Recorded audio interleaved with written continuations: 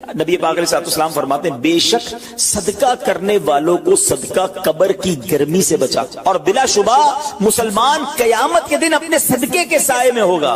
جب سایہ نہیں ہوگا، جب بہت گرمی ہوگی، جب بڑی تپش ہوگی، سوچو صدقہ کرنے والا کتنا خوش نصیب ہے، اور وہ اور خوش نصیب ہے جو روزانہ کچھ دنوں کے بعد جب موقع ملتا ہے دیتا ہی رہتا ہے۔ میرا سایہ بڑا ہو جائے، میں اس گرمی میں کہیں تپش پہ مارا نہ جاؤں۔ اگر اس نیت سے صدقہ دو کہ مولا کریم قیامت کے دن کی گرمی سے بچا لیجیے تو انشاءاللہ صدقہ دینے کا لطف بھی اور آئے گا۔ یا الہی گرمی محشر سے جب پڑھ کے بدر دامن محبوب کی ٹھنڈی ہوا کا ساتھ ہو، یا الہی جب زبانیں باہر آئے پیاس سے ساقی کوثر شہے جود و عطا کا ساتھ ہو۔ اے میرے بیچے اسلامی بھائیوں، صدقہ دینے میں بڑی جس کو کہنا خوشی دلی کے ساتھ آگے بڑھ بڑھ کر ان موقعوں سے فائدہ اٹھانا چاہیے۔ صدقہ عمر میں اضافے کا بھی باعث بنتا ہے۔ جی ہاں، بڑا کمال کا واقعہ ہے۔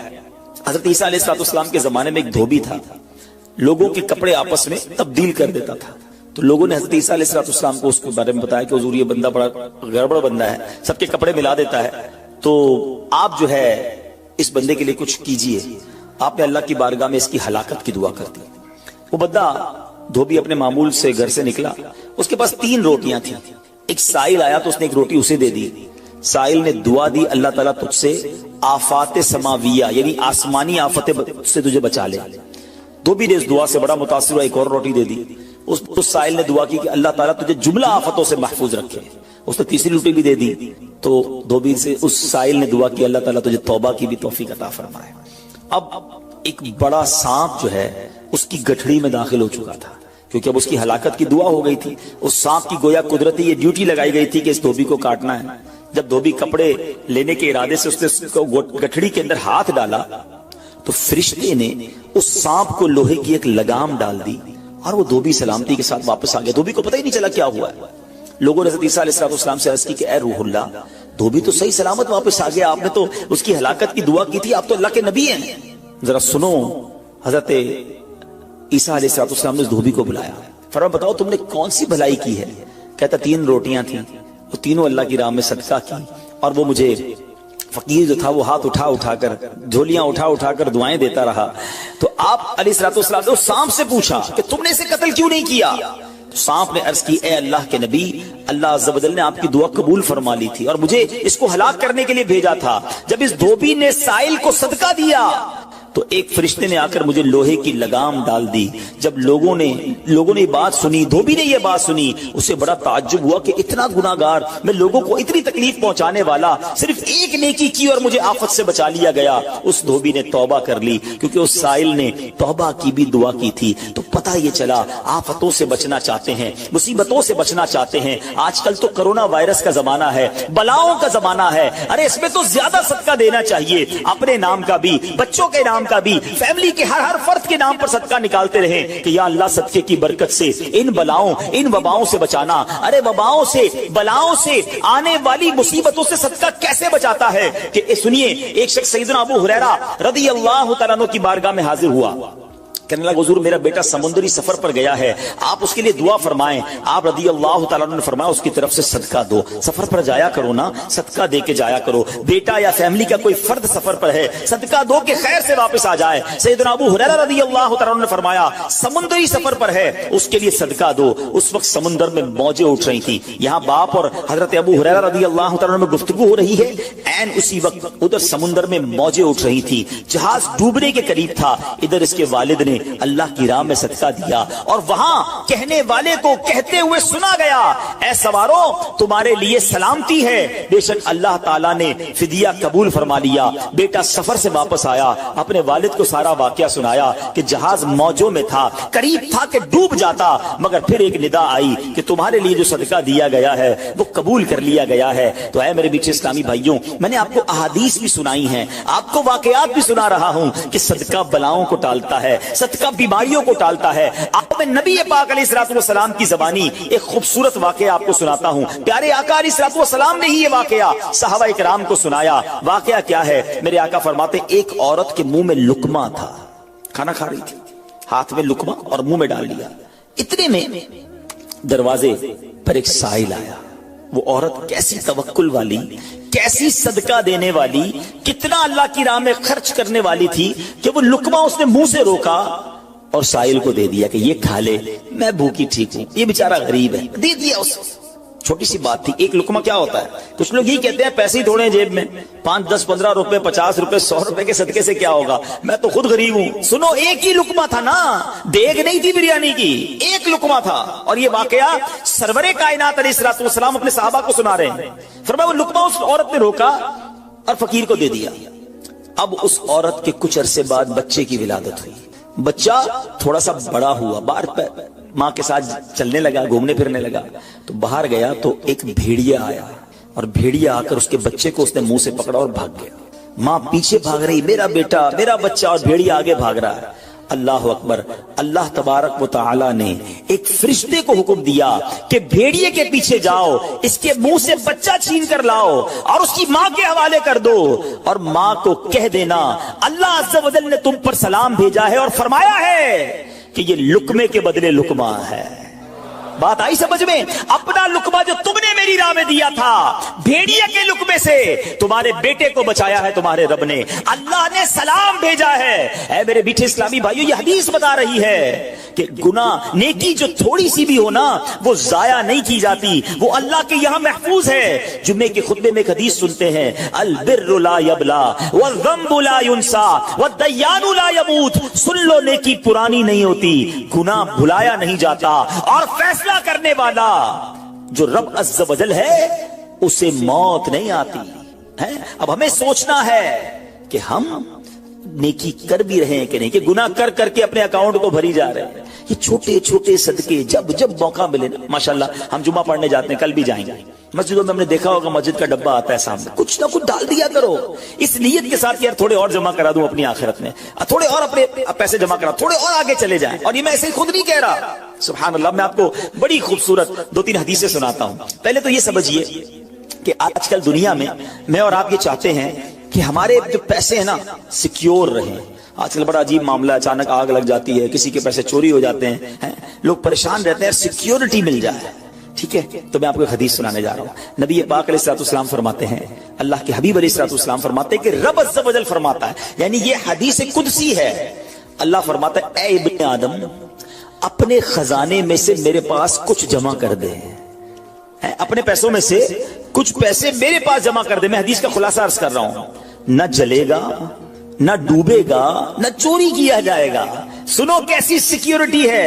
انشورنس آج کل لوگ کراتے ہیں جس میں بعض اوقات حرام انشورنس ہوتی ہے، میں آپ کو سبحان اللہ ایک ایسی گارنٹیڈ مدنی انشورنس بتا رہا ہوں کہ رب فرما رہا ہے، اللہ فرما رہا ہے اپنا مال میرے پاس جمع کرا دے، نہ جلے گا، نہ ڈوبے گا، نہ چوری ہوگا، اور اللہ فرماتا ہے میں اس وقت تجھے پورا بدلہ دوں گا جب تو اس کا زیادہ ضرورت مند ہوگا۔ کون سا وقت ہوگا وہ؟ قیامت کا دن، جب بچہ ماں کے پاس جائے گا نا، ماں ایک نیکی دے دے، ماں پھنس گیا ہوں، ایک نیکی چاہیے، ماں اس ایک نیکی میں بھی بیٹے کی مدد نہیں کرے گی۔ ماں جائے گی اولاد کے پاس کہ بیٹا میرا ایک گناہ لے لو، اولاد کہے گا ماں سے کہ نہیں، میں تمہاری مدد نہیں کر سکتا، باپ بیٹے کی ہیلپ نہیں کرے گا، ایسا حال۔ مگر کون حامی ہوگا؟ اللہ اکبر، میرے اعلیٰ حضرت سے پوچھو، فرماتے ہیں رضا ان کے سوا رضا کوئی حامی نہیں جہاں، کہاں؟ قیامت کے دن کیا ہوگا؟ ان کے سوا رضا کوئی حامی نہیں جہاں، گزرا کرے پسر پہ پدر کو خبر نہ ہو، بیٹے پہ گزرے گی باپ بھی جواب نہیں دے گا۔ ذرا تصور کریں، امیجن کریں، قیامت کا دن ہوگا، کسی کا نامہ اعمال تولا جا رہا ہو اور ایک نیکی کی وجہ سے وہ پھنس جائے، گناہ ایک زیادہ ہے، پلڑا بالکل ایک نیکی کی وجہ سے نیچے ہے، کتنا یاد آئے گا کہ کاش تھوڑا اور صدقہ کر دیتا، کاش 2 رکعت نفل پڑھ لیتا۔ نفل چھوڑ دیتے ہو نا، نفل ہی ہے نا، درود نہیں پڑھتے، ذکر الہی نہیں کرتے، چھوٹی چھوٹی نیکی سمجھ کر چھوڑتے ہو۔ اگر یہ چھوڑتے وقت خیال آئے نا کہ کہیں ایسا نہ ہو کہ وہی ایک نیکی کم پڑ گئی اور میں اللہ نہ کرے جہنم میں نہ ڈال دیا جاؤں۔ فَأَمَّا مَن ثَقُلَتْ مَوَازِينُهُ، جس کی تولے بھاری ہو گئی، قرآن کہتا ہے فَهُوَ فِي عِيشَةٍ رَاضِيَةٍ، وہ من مانتے چین میں، عیش میں ہوگا، اور جس کی تولے ہلکی پڑ گئی وَأَمَّا مَن خَفَّتْ مَوَازِينُهُ فَأُمُّهُ هَاوِيَةٌ وَمَا أَدْرَاكَ مَا هِيَ نَارٌ حَامِيَةٌ۔ جس کی تولے ہلکی پڑ گئی، وہ نیچا دکھانے والی گود میں ہے، اور وہ کیا ہے تم نے کیا جانا؟ شولے مارتی بھڑکتی ہوئی آگ، یعنی جہنم میں ڈالا جائے گا اگر تولے ہلکی پڑ گئی۔ تو اگر اپنی اس اسکیل کو بھاری کرنا چاہتے ہو تو اللہ فرما رہا ہے اس وقت میں لوٹاؤں گا جب تم زیادہ ضرورت مند ہوگے، جب تمہیں زیادہ ضرورت ہوگی۔ یہ سیکیورٹی ہے۔ اچھا پھر کچھ لوگ بڑے عجیب ہیں، وہ کہتے ہیں یار پیسے تم نے خرچ کر دیے، رمضان میں دی نا، زکات بھی پوری دے دی، بڑا کاؤنٹ کر کے چلتے ہیں، بس پورے ہو گئے بھائی، اب اگلے سال آنا۔ وہ اللہ کے بندو جب رب تمہیں روز دے رہا ہے، عطائیں دیے جا رہا ہے، اور تم کیلکولیٹ کر کے لاک کر دیتے ہو صدقے کو، ایسا نہ کرو۔ میں آپ کو ایک اور حدیث سناتا ہوں۔ اللہ کے حبیب صلی اللہ تعالی علیہ وسلم فرماتے ہیں کہ پیارے آقا نے فرمایا مال کو روک کر نہ رکھو، روک کر نہ رکھو، کہیں یہ نہ ہو کہ تم سے بھی روک لیا جائے۔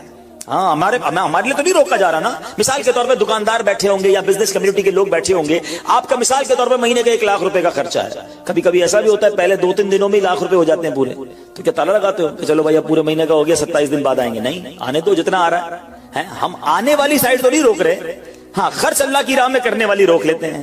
جب وہ دینے میں نہیں روک رہا تو تم اللہ کی راہ میں خرچ کرنے میں نہ روکو۔ میں حدیث سنا رہا ہوں کہ روک کر خرچ نہ کرو، روک کر نہ رکھو، کہیں یہ نہ ہو کہ تم سے بھی روک لیا جائے۔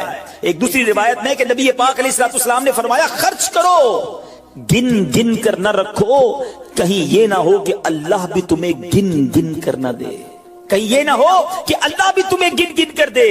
اور بچا کر نہ رکھو، کہیں ایسا نہ ہو کہ اللہ بھی تم سے بچا کر رکھنے لگے۔ ادھر سے رک گیا نا، عطائیں رک گئی تو کہاں جائیں گے؟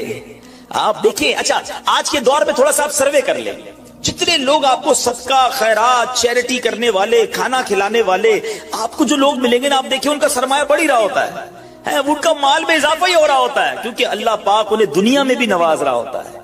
تو ہے میرے بیچے اسلامی بھائیوں، پھر کتنی چیزیں آپ دیکھیں کہ بچ رہی ہیں، بلاؤں سے بچ رہے ہیں، آفتوں سے بچ رہے ہیں، رزق میں اضافہ، بری موت سے بچاؤ، قیامت کے دن اپنے صدقے کے سائے میں بندہ رہے، دنیا میں مال میں اضافہ، یعنی بینیفٹ ہی بینیفٹ ہے، فائدہ ہی فائدہ ہے اللہ کی راہ میں خرچ کرنا۔ اور سچی بات یہ ہے کہ یہ بریلینٹ کمال کی انویسٹمنٹ ہے کہ جو آپ کو ملے گی۔ اچھا دنیا میں لوگ معاذ اللہ ثم معاذ اللہ سود پر پیسے دیتے ہیں، حرام جہنم میں لے جانے والے کا پیسے دیتے ہیں اور وہ بڑھا کے دیتے ہیں، ہے نا، بینک میں رکھواتے ہیں، ادھر سے بڑھ جاتے ہیں، جہاں غیر شرعی کام ہے میں اس کی بات کر رہا ہوں۔ تو کبھی بھی ایسے منافع کی طرف نظر نہیں ہونی چاہیے، کیونکہ سود پر کام کرنے والا یہ اللہ سے جنگ کرتا ہے۔ اللہ مجھے آپ کو ہماری نسلوں کو حرام روزی سے بچائے، فقط حلال روزی عطا فرمائے۔ مگر آؤ میں آپ کو ایک ایسی انویسٹمنٹ بتا رہا ہوں جس میں اضافہ بھی ہوگا، اور ایسا اضافہ ہوگا کہ دنیا میں کوئی آپ کو ایسا منافع نہیں دے گا۔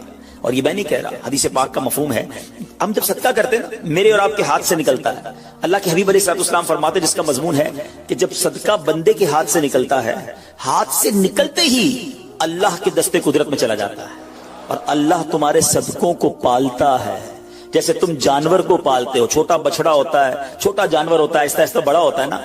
فرمایا جب بندہ کھجور کا صدقہ دیتا ہے نا، قیامت کے دن اس کھجور کے صدقے کا رب کریم اسے احد پہاڑ جتنا ثواب عطا فرمائے گا، بڑھتا جائے گا، تھوڑا تھوڑا صدقہ بھی قیامت کے دن اللہ نے چاہا پہاڑوں کی مانند ملے گا۔ تو میں آپ سے پوچھتا ہوں کہ آخرت کے اکاؤنٹ میں کیا جمع کروایا ہے؟ لوگ کہتے ہیں میں نے فلاں جگہ سیف ڈپوزٹ کرائی ہوئی ہے، فلاں جگہ انویسٹمنٹ کی ہوئی ہے، فلاں پراپرٹی لی ہوئی ہے، اس کا ریٹ بھی بڑھ رہا ہے، ادھر سے کرایہ آ رہا ہے، سونا لے کے رکھ لیا اس کا ریٹ بڑھ رہا ہے، جناب ڈالر رکھنا چاہیے۔ عجیب عجیب پلاننگ ہے، کس لیے؟ دنیا کے لیے، ادھر کے لیے کوئی اکاؤنٹ کھولا نہیں کھولا۔ آخر میں آپ کو لاجیکلی ایک چوٹ کرنے والا واقعہ سناتا ہوں، پھر انشاءاللہ کنکلوژن کی طرف آتے ہیں کہ ایک ملک تھا، اس میں ایک بڑا نرالا کمپٹیشن ہوا، امیزنگ، حیرت ناک۔ بادشاہ تو بادشاہ ہوتے ہیں، مرضی جو ان کی کریں۔ بادشاہ نے اعلان کر دیا جناب پورے ملک میں چیک کرو سب سے بڑا بے وقوف کون ہے، اس کو تحفہ دیں۔ عقل مندوں کے مقابلے تو سنے تھے، بے وقوف کا مقابلہ، چلیں جناب شروع ہو گئے مقابلے۔ عجیب عجیب بے وقوف آتے تھے، اپنے کرتب دکھاتے، اپنی باتیں دکھاتے، وزیر تھے جو ٹیسٹ کرتے کرتے کرتے آخر کار ایک بندہ ایسا تھا جس سے بڑا بے وقوف پورے ملک میں نہیں تھا، بادشاہ کے سامنے کھڑا کر دیا۔ بادشاہ سلامت بڑے تجربے کیے، بڑے ٹیسٹ کیے، he is the biggest fool of our country, یہ ہمارے ملک کا سب سے بڑا جو ہے نا بے وقوف ہے۔ بادشاہ نے کہا چیک کر لیا، کہا چیک کر لیا۔ بادشاہ نے اپنی مالا اتاری سونے جواہرات کی، اس بے وقوف کو پہنا دیا۔ بے وقوف بڑا خوش گھر آیا۔ تھوڑے دن ہوئے تو بے وقوف کو پتا چلا کہ بادشاہ سلامت بڑے بیمار ہیں، بڑے زیادہ بیمار ہو گئے، کہتا اچھا میں بھی جاؤں گا دیکھنے. تھا تو بے وقوف نا, سمجھ تو پڑتی نہیں تھی. چلا گیا بادشاہ کے پاس. کہا بادشاہ سلامت, کیا حال ہے آپ کے, سنائیے, سنا بڑے بیمار ہو گئے. بادشاہ بہت زیادہ بیمار تھا, آخری لمحات تھے. کہتا ہے بس اب تو اس جہان کو چھوڑ کر جا رہا ہوں. اچھا, بیوقوف کہتا ہے بادشاہ کو, اچھا کہیں اور جا رہے ہیں, کہاں جا رہے ہیں؟ اس کو یہ بھی نہیں پتا تھا کہ مرنا بھی ہوتا ہے, بیوقوف جو تھا. تو بادشاہ کہتا ہے میں اس دنیا کو چھوڑ کے دوسری دنیا میں جا رہا ہوں. اچھا, تو بادشاہ سلامت یہ بتائیے کہ ادھر میں دیکھتا ہوں آپ کا بہت بڑا محل ہے, بیوٹیفل بیڈ رومز ہیں, شاندار مکان ہے, جدھر جا رہے ادھر مکان بنا لیا آپ نے؟ تو بادشاہ کہتا نہیں, ادھر تو میں نے جھوپڑی بھی نہیں بنائی. اچھا بادشاہ سلامت, میں دیکھتا ہوں آپ کے پاس بہت پیسے ہیں, بڑا مال ہے, آپ تو بانٹتے بھی سونا ہی ہیں, سونے کے جواہرات کے ڈھیر لگے ہوئے ہیں آپ کے پاس, جدھر جا رہے ادھر پیسے بھجوا دی نہیں بھجوائے؟ تو بادشاہ کہتا ہے میں نے تو وہاں پوٹی کوڑی بھی نہیں بھجوائی. اچھا بادشاہ صاحب, میں دیکھ رہا ہوں آپ کے آس پاس بڑے خادم خادمائیں, کنیز, غلام ہیں, ہر طرف آپ کے خدمتگار ہیں, جدھر جا رہے ہیں ادھر کچھ غلام, کنیز, خادمہ بھجوائے نہیں بھجوائے؟ بادشاہ کہتا ہے ادھر تو کوئی خادم نہیں ہوگا. اس بے وقوف نے بڑی کمال کا کام کیا, اس نے وہ مالا اتاری اور بادشاہ کے گلے میں پہنا دی. کہا حضور پھر مجھ سے بڑے بے وقوف تو آپ ہوئے نا, آپ کو پتا ہے آپ کہیں اور جا رہے ہیں, آپ کو پتا ہے اس دنیا سے آپ کسی اور دنیا میں جا رہے ہیں, نہ گھر بنایا, نہ پیسے بھجوائے, نہ خادم بھجوائے, کرو گے کیا ادھر؟ بس تو یہ حکایت ہے, مگر سچ بتاؤ یہ کتنی بڑی چوٹ ہے. شاید جتنے لوگ مجھے یہاں سن رہے ہیں سب گھر میں ہی رہتے ہیں, جھوپڑی میں یا روڈ پہ کوئی نہیں سوتا ہوگا. دنیا میں جو مجھے سن رہے ہیں بہت سو کے پاس مکانات ہیں, مگر کیا جنت میں گھر بن گیا؟ ادھر سے تو جانا ہی ہے نا, تھوڑے دن رہ گئے. جی ہاں, تھوڑے ہی دن رہ گئے. ہمیں نہیں پتا کہ آج کا دن اور آج کی رات بھی زندہ رہیں گے کہ نہیں, لیکن جیسے ہی آنکھیں بند ہوئی, جیسے ہی سانسیں ختم ہوئیں, ادھر کیا ہے میرے پاس؟ ادھر تو گھر میرا نہیں, پرایا ترکا. کیا کہتے ہیں, جیسے ہی میری اور آپ کی آنکھیں بند ہوں گی نا, حساب کتاب شروع ہو جائے گا. یہ بیٹے کو کتنا ملے گا, بیٹی کو کتنا ملے گا, بیوی کو کتنا, جناب رشتہ دار سارے حساب کتاب لے کے بیٹھ جائیں گے. میرا کچھ بھی نہیں بچنا. بلکہ کتابوں میں لکھا کہ جب انسان مرتا ہے نا, قبر میں جاتا ہے, تو گھر والے کہتے ہیں میت نے پیچھے کیا چھوڑا, فرشتے کہتے ہیں میت نے آگے کیا بھیجا ہے. بتاؤ نا کیا بھیجا ہے ادھر گھر ریڈی ہے کہ نہیں؟ ادھر کچھ پیسے, ادھر کوئی ڈپوزٹ, جو اللہ فرما رہا ہے اپنا خزانہ میرے پاس جمع کروا, میں تجھے لوٹاؤں گا, میں نے جمع کروایا کہ نہیں؟ یہ سوچنے والی بات ہے. یہ سب ادھر رہ جائے گا. کتنا کھا لوں گا میں, کتنا پہن لوں گا, جو بڑا ہوا وہ ادھر ہی رہ جانا ہے. ادھر بھیج دوں کیونکہ وہاں اکیلا ہوں گا, میرے اعمال تولے جائیں گے, اور مجھے پتا ہے گناہ ہی گناہ ہے, خطائیں خطائیں ہیں. مارا جاؤں گا, پکڑا جاؤں گا, اگر اللہ صدقہ قبول کر لے, کچھ نیکیاں ایسی کر جاؤں جو آخرت کے اکاؤنٹ میں جمع ہو جائے. تو اے میرے میٹھے اسلامی بھائیوں, خدا را آج یہ ذہن بنا لیجئے کہ جب بھی اللہ کی راہ میں خرچ کرنے کی باری آئے تو اس کو برڈن فیل نہ کریں, بوجھ فیل نہ کریں, سعادت فیل کریں, محسوس کریں کہ یا اللہ تیری مہربانی, پھر موقع دیا اپنے اکاؤنٹ میں جمع کرانے کا. بلکہ اکثر ایسے ہوں گے جو سوچ رہے ہوں گے یار اپنے پاس تو اتنے پیسے نہیں ہیں, ہم کہاں سے بنائیں گے. اللہ دل دیکھتا ہے, وہاں نیتیں دیکھی جاتی ہیں. ہاں آپ نیت تو کر لو نا کہ اللہ مجھے مسجد بنانی ہے, اللہ انتظام خود کر دے گا. میں جب اللہ کے گھر کو بنانے کی نیت کروں گا تو غیب کے خزانوں سے دینا اسی نے. اور ہاں انشاءاللہ آگے میں آپ کو حدیث سناؤں گا. اللہ کے حبیب علیہ الصلوۃ والسلام فرماتے ہیں جو اللہ کے لیے مسجد بنائے اللہ اس کے لیے جنت میں گھر بناتا ہے. اچھا پھر ایسا نہیں ہے کہ بڑی مسجد بنائے کروڑوں روپے کی, نہیں. ایک اور حدیث پاک ہے اس کا مضمون ہے جو چڑیا کے گھونسلے جتنی بھی حدیث بنائے اللہ, چڑیا کے گھونسلے جتنی بھی مسجد بنائے اللہ کریم اسے بھی جنت میں گھر عطا فرمائے گا. اب چڑیا کے گھونسلے جتنی تو مسجد نہیں بنتی نا, اس کا مطلب یہ ہے کہ کوئی مسجد میں ایک اینٹ بھی لگا دے, اتنا بھی حصہ ملا لے, اللہ اسے بھی جنت میں گھر عطا فرمائے گا. تو میں آپ سب کو مشورہ دیتا ہوں, ہم سب نے دنیا سے جانا ہے, مسجدیں باقی رہیں گی. یہ مسجد پتہ کیوں باقی رہتی ہے؟ میں اللہ کی رحمت سے پوری دنیا میں ٹریول کرتا ہوں, میں نے دیکھا چرچ بکتے ہیں, مندر بکتے ہیں, گرجا گھر بکتے ہیں, یہودیوں کی عبادت گاہ بھی اب تو بکنا شروع ہو گئی, مسجد نہیں بکتی ہے, وہ بک بھی نہیں سکتی ہے. کیوں؟ کسی کی پراپرٹی نہیں بچتی نا. وہ ہم کیا کہتے ہیں جب مسجد کو وقف کرتے ہیں, وقف اللہ. اس کا مطلب کیا ہوا؟ ہم کہتے ہیں بھائی یہ پلاٹ آپ کا تھا اب ان کے نام ہو گیا, ان کا تھا تو ان کے نام ہو گیا, اب یہ مالکانہ حقوق انہیں مل گئے. یہ ایکچولی اللہ کے نام ہو جاتا ہے, یہ اللہ کے لیے وقف ہو جاتا ہے. اب دنیا میں کوئی اس کا مالک نہیں ہے. اس پراپرٹی کا مالک کون ہو جاتا ہے؟ ویسے تو ساری کائنات کا مالک وہی ہے, مگر یہ اللہ کے لیے وقف ہو جاتی ہے. اب یہ قیامت تک کے لیے مسجد ہو جائے گی.